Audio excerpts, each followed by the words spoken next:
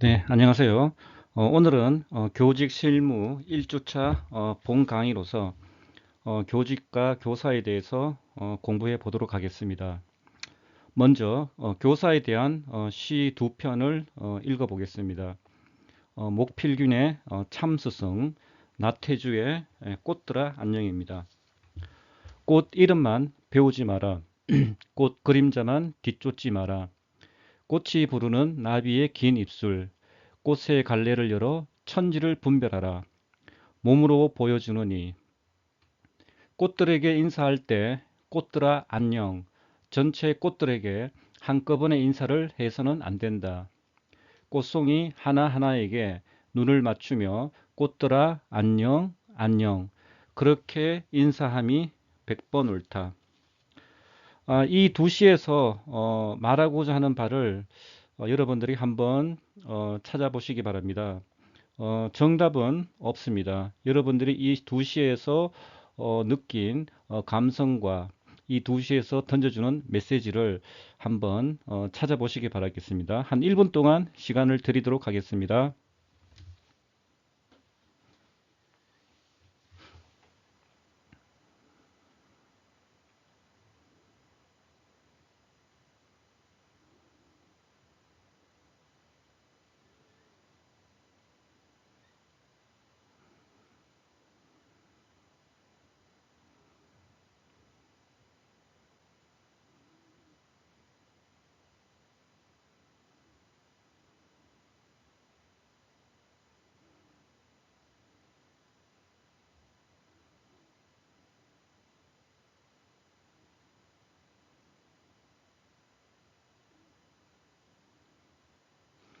네, 찾아보셨나요?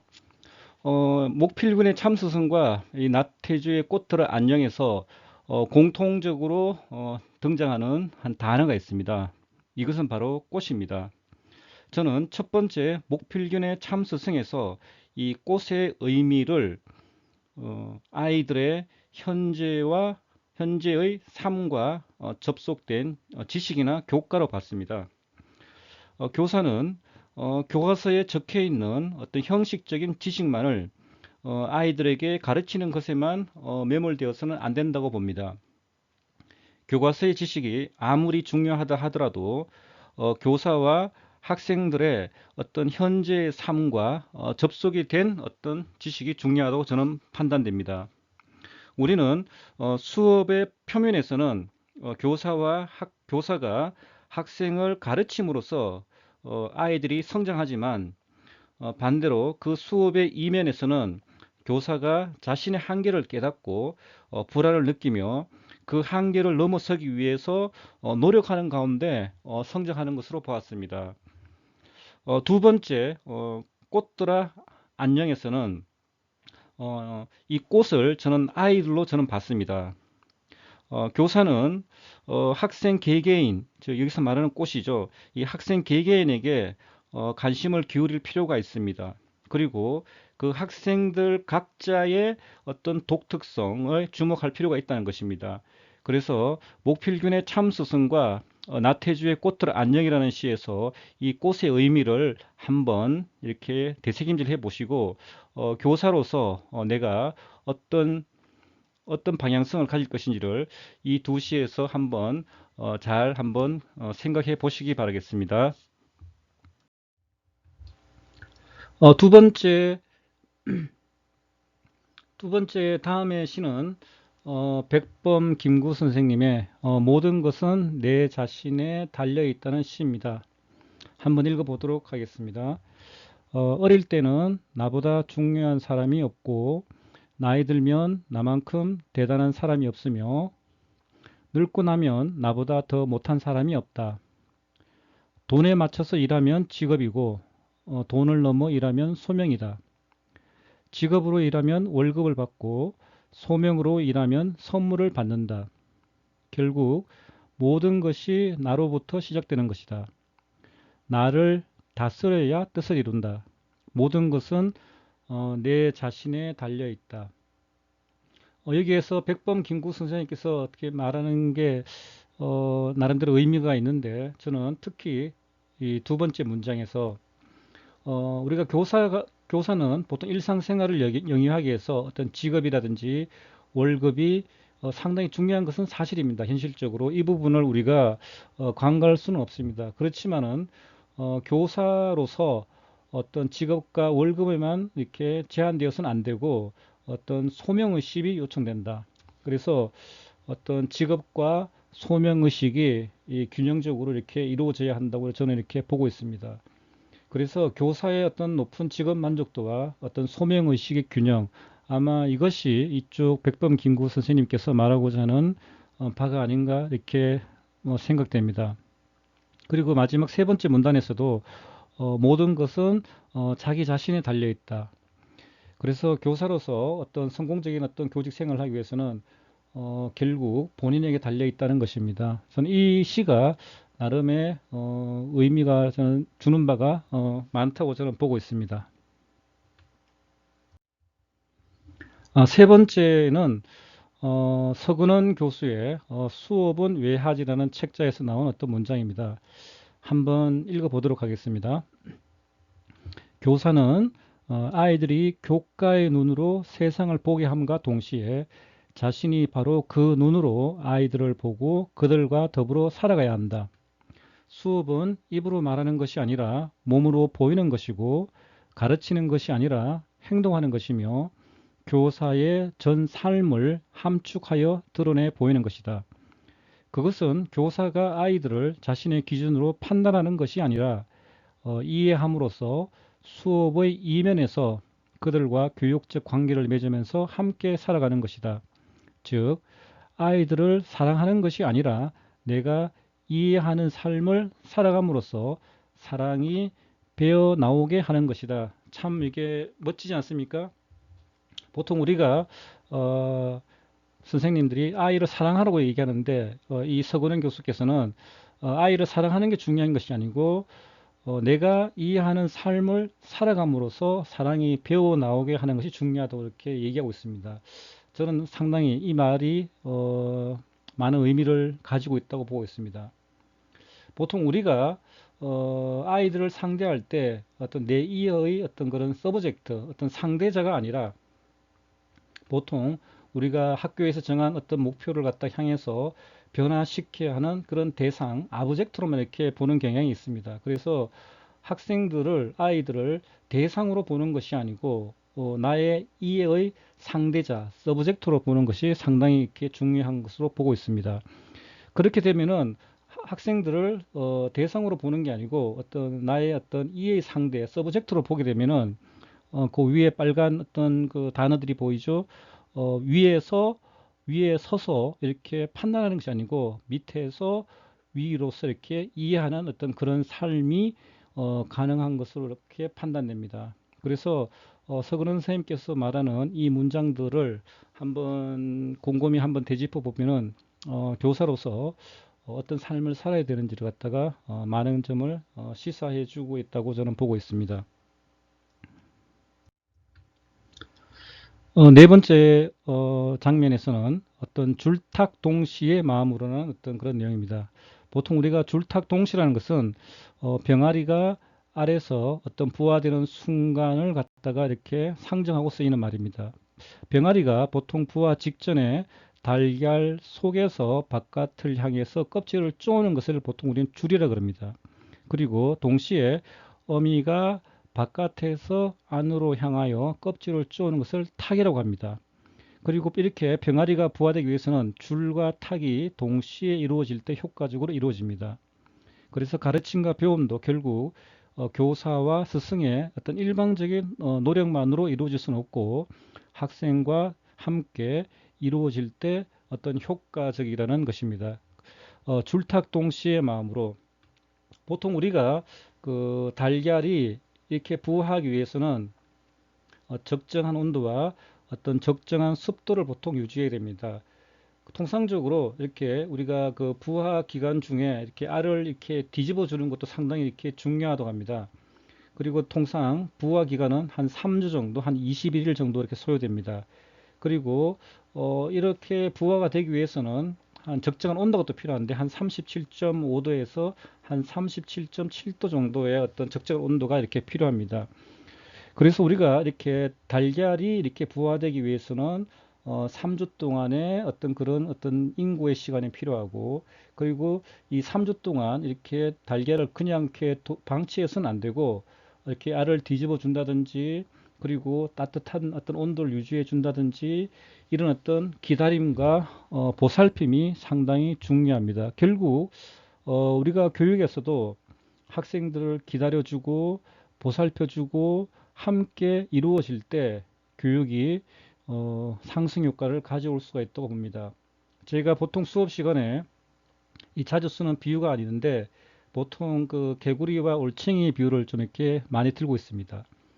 보통 우리가 엄마 개구리가 이 올챙이가 빨리 어른 개구리가 되기 위해서 예를 들어서 그 올챙이 그 똥구에 있는 똥구 속에 있는 그 다리를 갖다가 이렇게 칼로 째서 이렇게 다리를 끄집어내서 이렇게 올챙이를 빨리 개구리로 만드는 어떤 이런 행위가 사실은 부실한 어떤 올챙이가 되는 거죠, 사실은. 그래서 우리가 올챙이를 빨리 이렇게 개구리가 되기 위한 이런 어떤 인위적인 어떤 장치보다는 이 올챙이가 건강하게 자랄 수 있던 어떤 그런 환경과 어떤 그런 노력과 그런 보살핌이 필요한 것 같습니다. 그래서 이 줄탁 동시에 이 마음으로란 이 말은 교사로서 많은 어떤 메시지를 던져주고 있는 것 같습니다.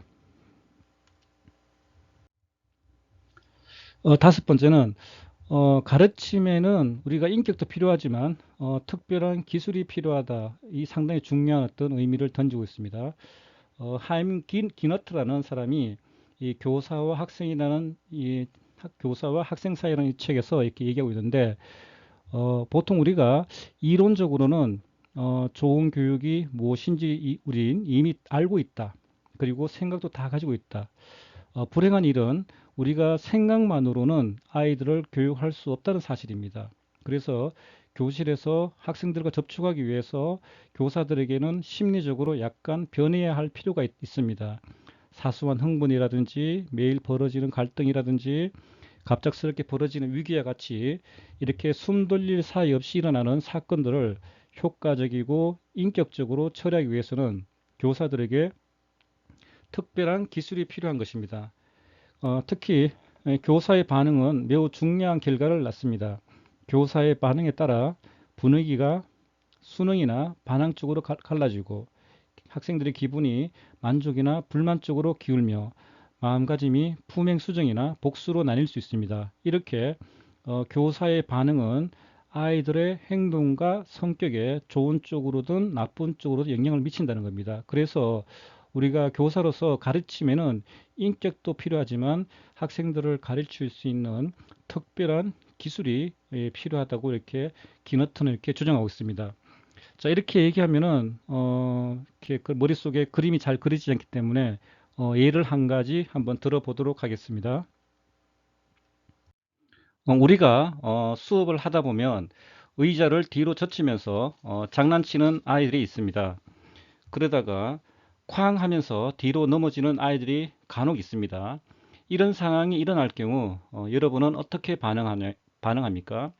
보통 통상의 어떤 교사라면은 아마 A와 교사와 같은 반응을 보일 겁니다. 누구야? 누가 수업 중에 의자를 가지고 장난치려고 했어? 선생님이 몇 번이나 의자를 가지고 장난치지 말라고 했던 거 기억 안 나니? 정말 몇 번을 말해야 듣겠니? 수업에 방해되니까 빨리 앉아. 자, 이렇게 A 교사의 어떤 반응은 학생들의 행동과 어떤 성격, 신념, 가치에 좋은 쪽으로 영향을 미칠까요? 아니면 나쁜 쪽으로 영향을 미칠까요? 한번 고민을 해 보시기 바라겠습니다. 반대로 어떤 수업의 기술과 어떤 스킬들을 가지고 있는 어떤 현명한 교사는 아마 이렇게 답변을 할 겁니다. 괜찮니? 다친 곳은 없어? 크게 안 다쳐서 다행이다. 어서 앉아라. 자, 이렇게 교사가 반응을 해줍니다. 이런 식으로 비교사 같이 교사들이 반응을 해주면 학생들의 어떤 신념과 가치, 아무래도 긍정적인 영향을 미칠 수밖에 없을 것 같습니다. 여러분은 과연 A 교사와 같은 반응을 하실 건지 아니면은 B 교와 같은 이런 교사와 반응을 하실 건지를 한번 곰곰이 한번 생각해 보시기 바라겠습니다. 그리고 이렇게 교사들의 이런 어떤 반응은 하루 아침에 이렇게 형성되는 것이 아니고 우리가 일상생활이나 혹은 어떤 학교 생활이나 나중 여러분들이 교사로 이렇게 현직에 근무하시는 이런 생활을 통해서 다양한 경험들이 축적이 된 상태에서 많이 이런 비교사와 같은 이런 반응들을 이루어낼 수 있습니다. 그래서 우리는 비교사와 같은 이런 현명한 반응을 학생들에게 제공할 수 있는 언어, 행동을 갖다가 보여주는 어떤 연습들이 많이 필요할 것으로 사료됩니다. 여섯 번째, 무명교사 예찬사입니다. 한번 읽어보도록 하겠습니다. 나는 무명교사를 예찬하는 노래를 부르노라. 게으른 자에게 생기를 불어주고 하고자 하는 자에게 고무하며 방황하는 자를 확고하게 하여 주도다. 그는 스스로의 학문하는 즐거움을 젊은이들에게 전해주며 최고의 정신적 보물을 젊은이들과 더불어 나누도다. 그가 켜는 수많은 촛불, 그 빛은 후일에 그에게 되돌아와 그를 기쁘게 하노니 이것이야말로 그가 받은 보상이다. 지식은 새 책에서 배울 수 있으되 지식을 사랑하는 마음은 오직 따뜻한 인간적 접촉으로서만 얻을 수 있는 것이로다. 자신의 임금이요 인류의 머슴인 저는 이 시에서 이 다섯 번째 문장이 가장 가슴이 와닿습니다. 지식은 새 책에서 배울 수 있으되 지식을 사랑하는 마음은 오직 따뜻한 인간적 접촉으로서만 얻을 수 있는 것이다. 영어 문장 한번 읽어볼까요? Knowledge may be gained from books, but the love of learning is transmitted only by personal contact. 여기서 좀 어려운 단어가 있는데 transmit이라는 단어가 있습니다. 트랜스mit이라는 단어에서 이 트랜스라는 것은 이쪽에서 저쪽으로 어떤 그 어크로스라는 의미가 있습니다. 그래서 학생에서 교사로 이렇게 이쪽으로 저쪽으로 그리고 여기 MIT, 미트는 보낸다는 겁니다. 그래서 이쪽에서 저쪽으로 보낸다.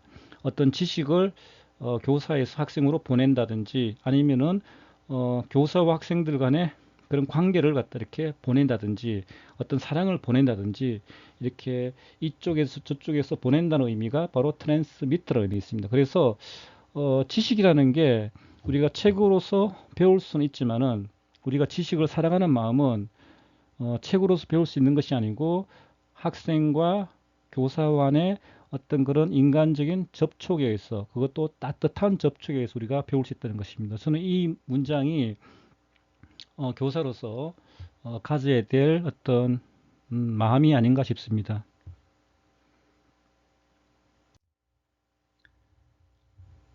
일곱 번째는 담임교사 10개 명에 대한 부분입니다. 첫 번째로서 차별하지 마라.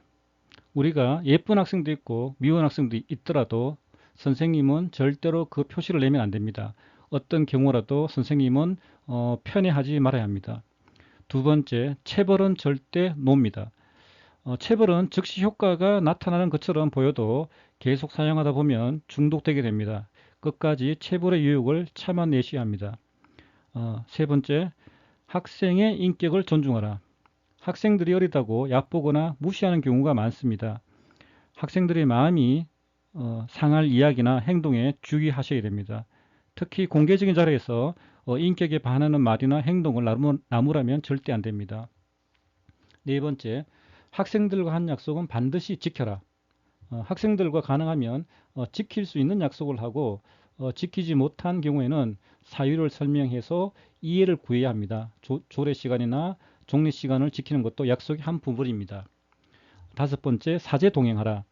선생님도 함께 동참하는 것이 좋습니다. 선생님은 지시하거나 감독하는 입장이고 학생들은 그 지시에 따르는 입장이라는 생각에서 벗어나야 합니다.